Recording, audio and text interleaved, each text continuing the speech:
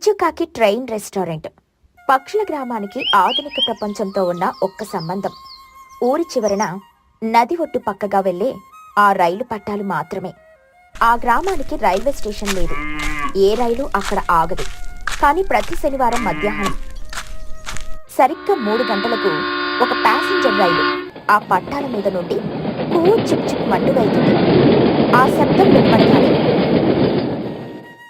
గ్రామంలోని పక్షులన్నీ తమ పనులన్నీ ఆపేసి నది ఒడ్డుకు పరుగులు తీసేవి.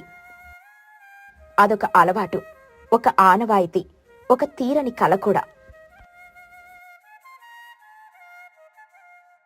ఆ శనివారం కూడా తుని పిచ్చుక, చోటు చిలుక, లూసి పావురం, మహిగ్రద్ద అందరూ నది ఒడ్డున చేరారు. ఇంకెంతసేపు? నాకు చాలా ఆత్రంగా ఉంది. ఈ వారం రైలు రంగు ఏమై ఉంటుందో? నాకు తెలిసి నీలంగానే ఉంటుంది. చాలాసార్లు అదే రంగు కదా చూశాం. కానీ లోపల కూర్చున్న వాళ్ళ ముఖాల్లో ఆ సంతోషం చూడాలి. అదృష్టవంతులు. నేను పట్నంలో చూశాను. రైలు ప్రయాణం అంటే అదొక అద్భుతమైన అనుభూతి. కిటికీ పక్కన కూర్చొని బయట ప్రపంచాన్ని చూస్తూ వెళ్తుంటే ఆ సమయమే తెలీదనుకో. దాని శబ్దం వింటుంటే నా రెక్కల్లో ఏదో తెలియని బలం వస్తుంది.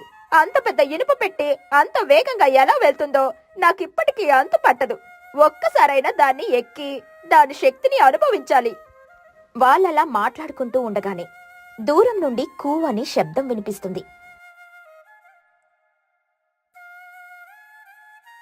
అందరి ముఖాల్లో ఆనందం వెల్లివిరిసింది. పిల్లలు బుజ్జి, బన్నూలు గట్టిగా కేరింతలు కొడుతూ రైలొచ్చేస్తుందోయ్ అని గంతులు వేశారు. కొన్ని క్షణాల్లో ఆ పొడవాటి రైలు వాళ్ల కళ్ళ ముందు నుండి వేగంగా దూసుకుపోయింది. రైలు కనుమరుగయ్యే వరకు అందరూ నిశ్శబ్దంగా దాని వైపే చూస్తూ ఉండిపోయారు.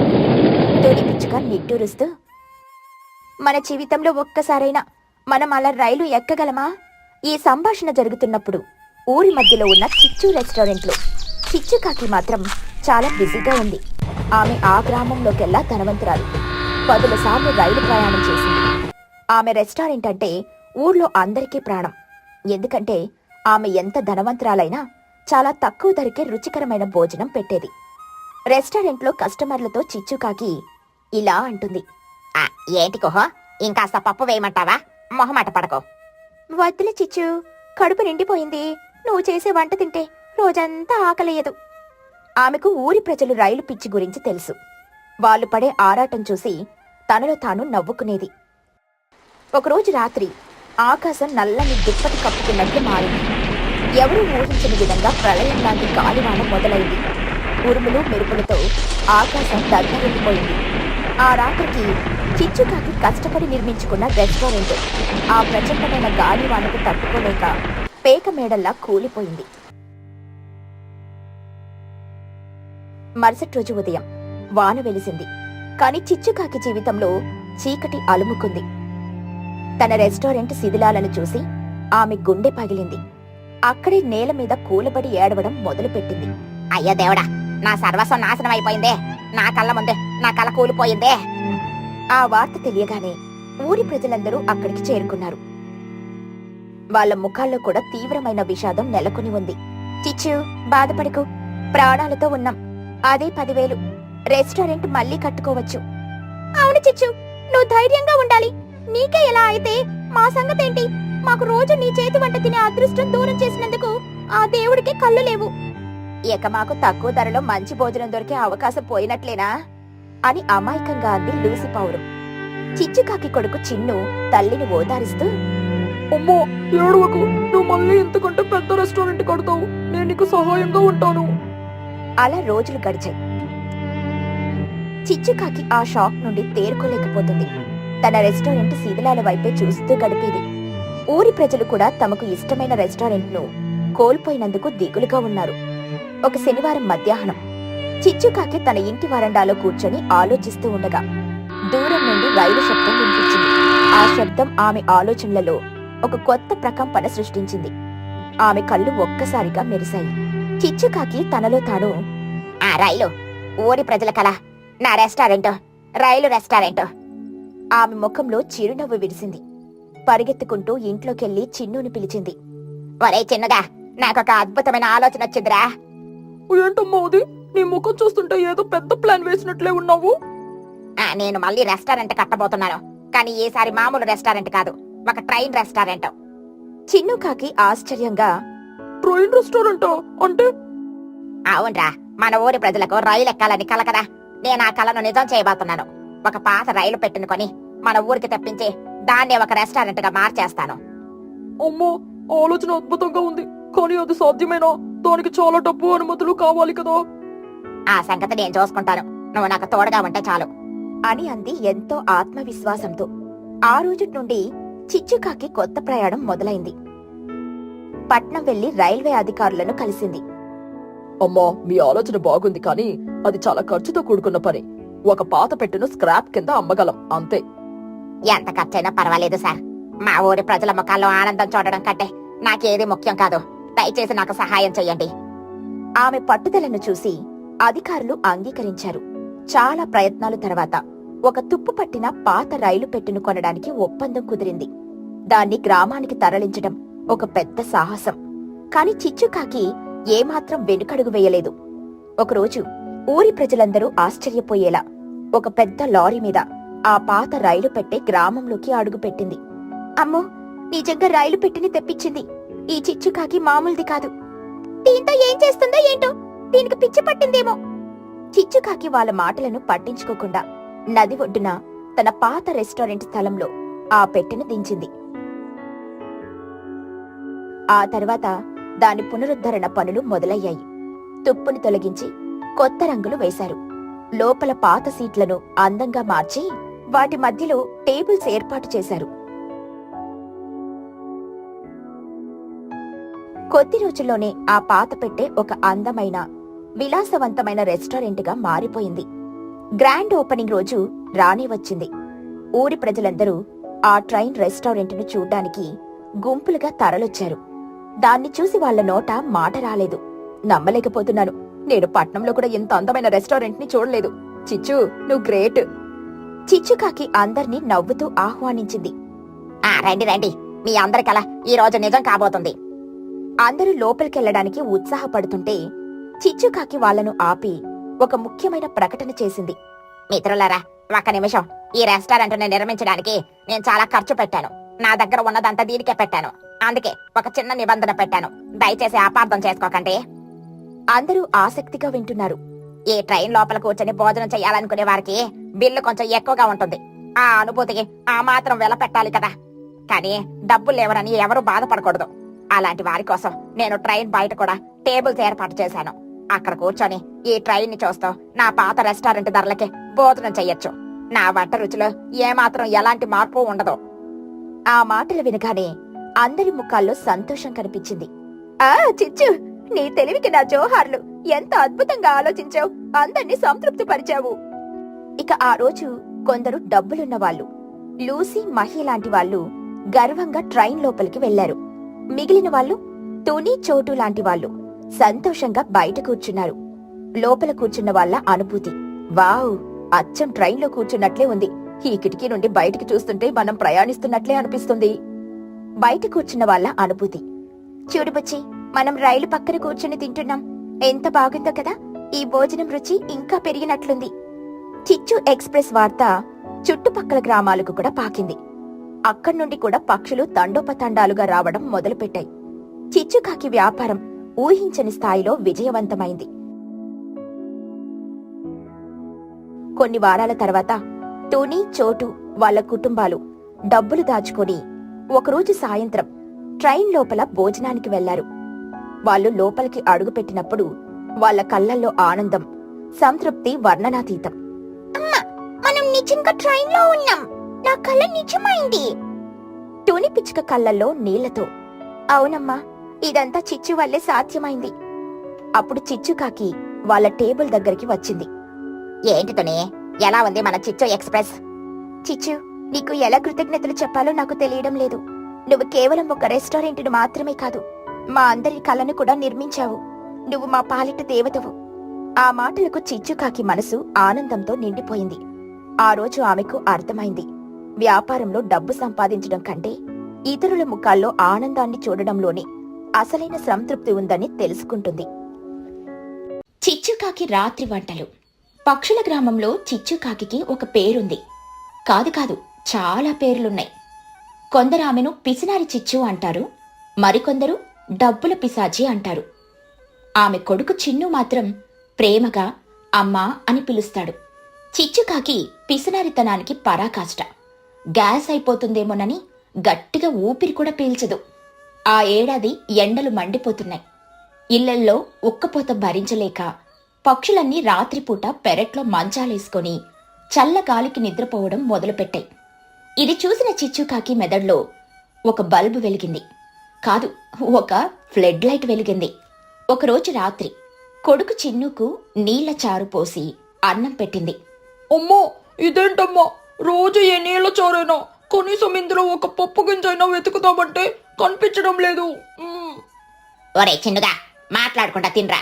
పప్పు ధరలు ఆకాశంలో ఉన్నాయి. మనం ఆదా చెయ్యాలి. రేపటి నుండి నీకు రోజు పండగ భోజనమే. చూస్తూ ఉండవు అని కన్ను గీటింది. ఆ రాత్రి గ్రామం మొత్తం గాఢ నిద్రలో ఉండగా చిచ్చుకాకి తన అసలు రూపాన్ని బయటపెట్టింది. చేతిలో కొన్ని ఖాళీ గిన్నెలు పట్టుకుని దొంగల అడుగులో అడుగు వేసుకుంటూ బయలుదేరింది. ఆమె మొదటి టార్గెట్ తుని పిచ్చుక ఇల్లు. పెరట్లో తుని, బుజ్జి హాయిగా గురకపెట్టి మరీ నిద్రపోతున్నారు. చిచ్చుకాకి వాళ్ళని చూసి, వీళ్ళ గొరక శబ్దానికి దొంగలు కూడా భయపడి పారిపోతారు అని మనసులో అనుకుని నెమ్మదిగా వంటగదిలోకి దూరింది. చిచ్చుకాకి వంటగదిని చూసి, అబ్బా, తునికి ఎంత ధైర్యం! గ్యాస్ సిలిండర్ నిండగా ఉంది. టొమాటోలు చూడు, యాపిల్ పళ్ళలా ఎంత ఎర్రగా ఉన్నాయో. నా డబ్బులైతే ఇలా వృధా చేయను అని గొనుక్కుంటూ వెంటనే పని మొదలుపెట్టింది. తుని బియ్యాన్ని, పప్పును తీసుకుని కమ్మటి పప్పుచారు పెట్టింది. టొమాటాలతో పచ్చడి చేసింది. వేడివేడిగా అన్నం వండింది. ఆ వాసనకే ఆమె కడుపులో ఎలుకలు పరిగెత్తాయి. కాని ఒక్క మెతుకు కూడా ముట్టలేదు. తనతో తెచ్చుకున్న గిన్నెల నిండా ఆ వంటకాలను నింపుకుంది. ఆ తర్వాత ఒక ప్రొఫెషనల్ దొంగల వాడిన గిన్నెలన్నిటినీ సబ్బు పెట్టి తలతలా మెరిసేలా కడిగి ఎక్కడివక్కడే సర్దిపెట్టింది. ఒక్క ఆధారం కూడా వదలకుండా గ్యాస్ బండను శుభ్రంగా తుడిచి, అమ్మయ్య, నా పని అయిపోయింది. రేపు ఉదయం తుని నాకంటే శుభ్రంగా ఉన్న తన వంటగదిని చూసే ఆశ్చర్యపోవాలి అనుకుంటూ చీకట్లో కలిసిపోయింది.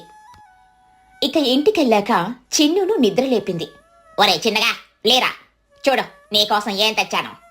నిద్రమత్తులో ఉన్న చిన్ను ఆ పప్పుచారు వాసనకు ఒక్కసారిగా లేచి కూర్చున్నాడు. ఓ అమ్మో, ఇదేంటి, మన ఇంట్లో ఈ వాసనేంటి? కలో నిజమో? నువ్వు నిజంగా పప్పు ఉండవా? నేను వండలేదురా, మన అదృష్టం వండింది. మాట్లాడకుండా తిను అని చెప్పి ఇద్దరు కడుపు నిండా తిని హాయిగా పడుకున్నారు. ఇక మరుసటి రోజు ఉదయం తుని పిచ్చుక నిద్రలేచి వంటగదిలోకి వెళ్ళింది. అమ్మో, నా వంటగదేంటి ఇలా మెరిసిపోతుంది? నేను రాత్రి ఇంత శుభ్రంగా కడిగానా ఏమో, నిద్రలో ఏమైనా చేశానేమో. అమ్మా, వంటింట్లో మంచి పప్పు చారు వస్తుంది. రాత్రి ఉండవా ఏంటి? నేను వండలేదే, కాని వాసన మాత్రం వస్తుంది. సరే కాని నా బియ్యం డబ్బా ఎందుకు కొంచెం ఖాళీగా కనిపిస్తుంది? పప్పు కూడా తగ్గినట్లుంది.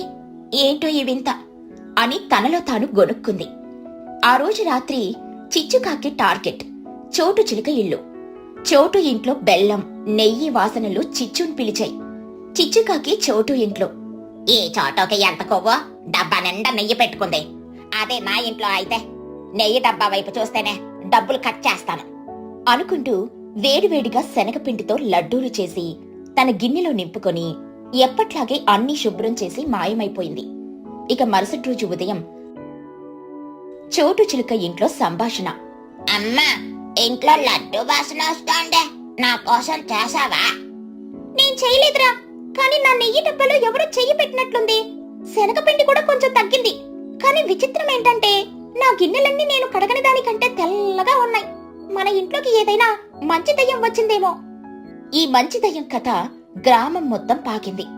ప్రతిరోజు ఎవరో ఒకరి ఇంట్లో సరుకులు ఖాళీ అవ్వడం, వంటగది మెరిసిపోవడం, మంచి వాసన రావడం పరిపాటైపోయింది. అందరూ భయంతో, ఆశ్చర్యంతో ఉన్నారు. ఈ సమస్యను పరిష్కరించడానికి ఒకరోజు సాయంత్రం అందరూ సమావేశమయ్యారు. మీ అందరికీ తెలిసే ఉంటుంది, మన గ్రామ వంటగదిలో ఏదో వింత జరుగుతోంది. అవును తుని, మా ఇంట్లో ఎవరో అదృశ్య చెప్పొచ్చి నా నెయ్యితో లడ్డూలు చేసుకుని వెళ్లిపోయారు. కానీ పాపం గిన్నెలన్నీ కడిగి పెట్టి వెళ్లారు. నా ఇంట్లో అయితే ఇంకా దారుణం.